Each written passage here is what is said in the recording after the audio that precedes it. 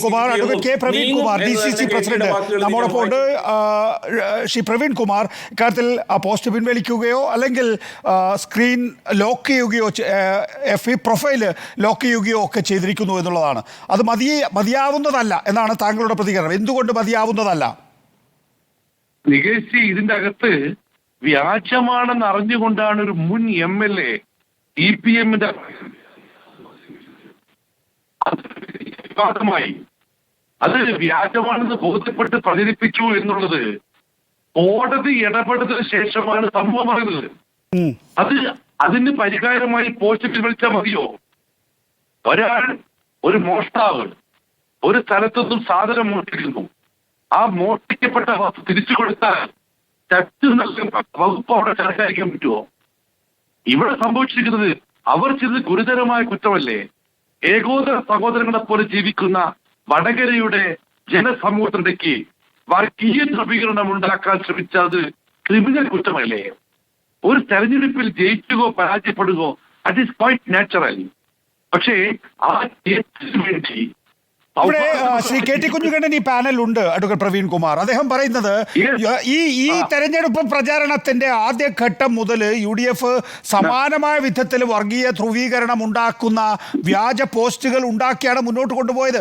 സമാനമായ വിധത്തിലുള്ള ഒരു പോസ്റ്റാണ് ഇത് എന്ന് തോന്നിയത് കൊണ്ടാണ് KK ലതിക എന്ന CPM നേതാവ് അവരുടെ പ്രൊഫൈലിൽ അത് പോസ്റ്റ് ചെയ്തിട്ടുള്ളത് എന്നുള്ളതാണ്. തെരഞ്ഞെടുപ്പിന്റെ തലേന്നാണ്. പ്രിയ സുഹൃത്ത് KT-യോട് ഞാൻ ചോദിക്കുന്നു, UDF എന്ന് പറയുന്നത് കോൺഗ്രസ്, മുസ്ലിം ലീഗ്, കേരള കോൺഗ്രസ്, CMB ഉൾപ്പെട്ട കക്ഷി, ഞങ്ങളുമായി സഹകരിച്ച RMP കക്ഷി, ഇതിലേതെങ്കിലും ഒരു ഉത്തരവാദിത്തപ്പെട്ട ഭാരവാഹിയും അങ്ങനെ ഒരു പോസ്റ്റ് പറയട്ടെ, അവർ ആ പാർട്ടിയിൽ ഉണ്ടാവില്ല.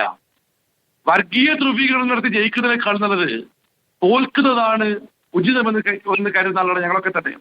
ഇപ്പൊ KK രമ ഇത് വ്യാജമാണെന്ന് പ്രചരിപ്പിച്ചുകൊണ്ട് തന്നെ ഇതൊക്കെ നമ്മൾ സാധാരണഗതിയിൽ പ്രസംഗിക്കുമ്പോൾ പറയുന്ന പോലെ അല്ലല്ലോ കാര്യങ്ങൾ. പ്രവീണെ, നമ്മുടെ അതായത് റിപ്പോർട്ടർ TV-യുടെ തന്നെ ഒരു അഭിമുഖത്തിലെ ഒരു പരാമർശം കൃത്യമായി കട്ട് ചെയ്ത് പ്രചരിപ്പിച്ചത് എന്തിനാണ്?